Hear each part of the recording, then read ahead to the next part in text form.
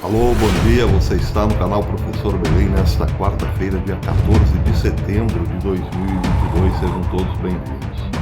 Na segunda-feira eu postei um vídeo aqui falando sobre 500 anos de inimizade entre Rússia e Ocidente, a verdadeira raiz desta guerra que hoje vemos sendo travada entre as duas partes. Ela vem de longa data, eu dizia. Isso porque tanto Rússia quanto Irlanda eram as duas regiões do globo que mais se opunham há 500 anos atrás aos ventos tanto da reforma quanto daquilo que entendemos por contra-reforma, mas que na verdade é também uma reforma, e ali estaria a origem desta indisposição entre Rússia e Ocidente. Mas alguém escreveu me dizendo o seguinte: professor, você deixou de lado a Polônia. A Polônia também resistiu bravamente ao Ocidente. Em parte, sim, é verdade, mas isso eu explico lá no finalzinho do vídeo, a parte que faltou correspondente à Polônia. Poderia também falar, claro, em relação à Suécia, mas vou ficar aqui apenas na Polônia depois, no finalzinho do vídeo, para completar, então, esta informação. Esta guerra entre Rússia e Ocidente vem de longuíssima data, meus amigos. Aliás, eu ouso dizer que esta guerra começou basicamente em 1525, e explico por quê. Em 1517, no dia 31 de outubro de 1517, um monge agustiniano, um monge católico, dava os primeiros passos para uma reforma dentro da igreja. O monge chamava-se Martinho Lutero, então começou ali em 1517, com as 95 teses de Martinho Lutero, um princípio de renovação da igreja, que não foi bem sucedido, não no sentido em que a igreja queria, porque a partir da ação de Martinho Lutero houve sim um grande cisma, mas um cisma que, se não era esperado, a reforma que ele provocava, ou que ele apresentava, sim, era esperada. Muitos católicos esperavam por uma reforma há mais de 100 anos antes de Martinho Lutero. Assim, como uma explosão no paiol, a reforma espalhou-se rapidamente por praticamente toda a Europa. Por quê? Porque centenas, para não dizer milhares de clérigos queriam uma reforma na Igreja Católica, que estava numa profunda decadência moral. Bem, então, por conta de Martinho Lutero e logo depois também de João Calvino, a reforma se espalhou por toda a Europa. O único país que tinha, digamos assim, o único reino forte que ainda tinha uma resistência contra a reforma era a Inglaterra de Henrique VIII. A reforma começou em 17, mas só chegou timidamente na Inglaterra em 1525. Pois é, por quê? Porque o Henrique VIII, o rei inglês, era muito bem alinhado com Roma. Ele chegou, inclusive, a fazer um documento teológico, porque era também um teólogo, e dizem os especialistas, um belo texto teológico combatendo as teses de Martinho Lutero. Henrique VIII caiu nas graças do Papa Romano da época, Leão X, que deu-lhe, inclusive, o título de defensor da fé.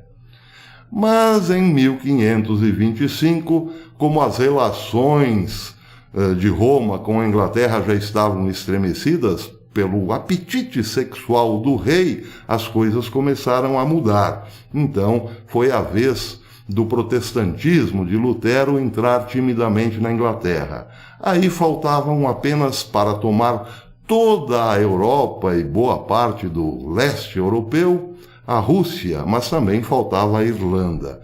Esses dois países, Rússia e Irlanda, se mantiveram ainda com bastante restrições à entrada dos ventos reformistas. Irlanda e Rússia, para ser bem objetivo, não deixaram a reforma entrar em seus domínios.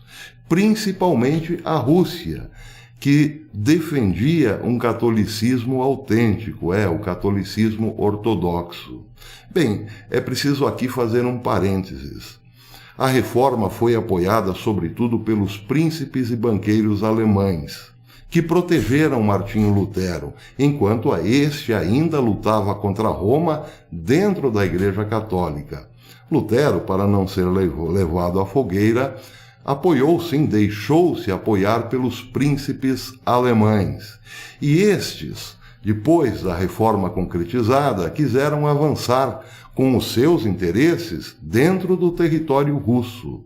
E a Rússia, comandada não só pelo líder espiritual, mas também pelo líder político, disse não, aqui a reforma protestante não entra.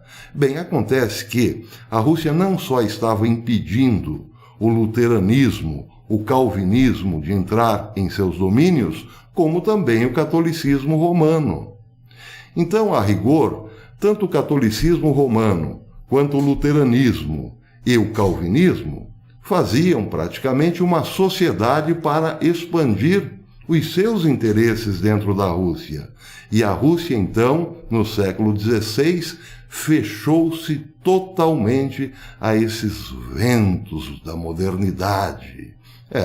A modernidade também já incluía a Igreja Católica por causa daquilo que hoje entendemos como contra-reforma, mas que na verdade não era a contra-reforma, era uma reforma também aos moldes da luterana, só que sem se desvincular de Roma. Então foi isso que aconteceu.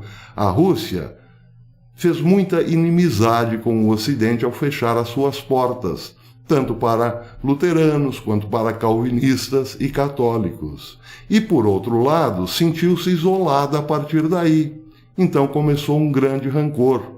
Os russos sentiam-se, por um lado, vítimas do desprezo do Ocidente, mas, por outro lado, sentiam-se também os verdadeiros guardiões da fé.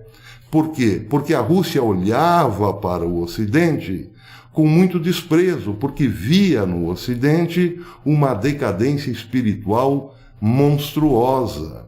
Então, julgando-se conservadora em tudo o que havia de mais sagrado na fé, a Rússia olhava para o catolicismo como decadente e para a reforma como uma tentativa de expansão de domínio de banqueiros alemães. E não queria isso. Então fortalecia-se cada vez mais na Rússia os laços entre a religião e o Estado e também esta divisão em relação ao Ocidente. O Ocidente, por sua vez, passou a detestar a Rússia porque não conseguia entrar em seus domínios. Então, meus amigos, desde o século XVI é que esta bronca existe e não será agora que ela será solucionada, podem apostar nisso. A solução, meus amigos, nesse caso, só Deus na causa. Bem, então vamos agora à parte que faltou, a da Polônia. Eu me sirvo, claro, dessa fonte inesgotável de informação histórica, que é Daniel Hobbes e sua coleção em 10 volumes da História da Igreja.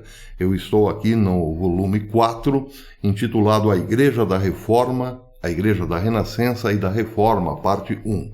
É este volume que vocês estão vendo.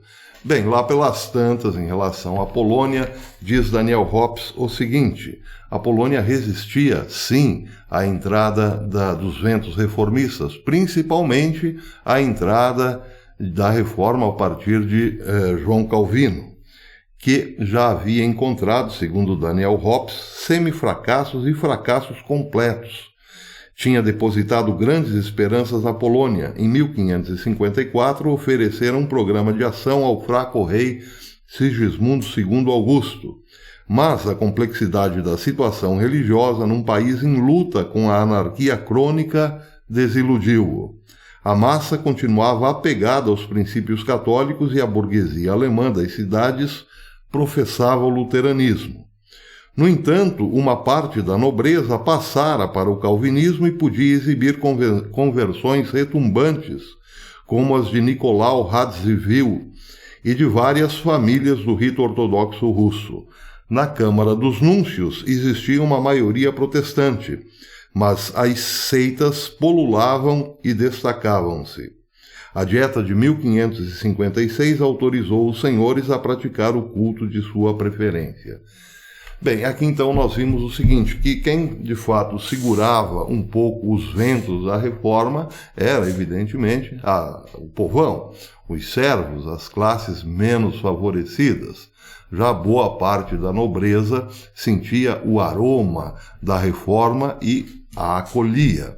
O rei, no entanto, era fraco, como diz o texto de Daniel Hoppe. Acabou rendendo-se aos desejos da nobreza, ignorando assim a resistência das classes mais baixas. Seja como for, a Polônia resistiu bastante, é claro, mas tanto quanto a Irlanda teve que ceder. No caso da Irlanda aconteceu algo curioso.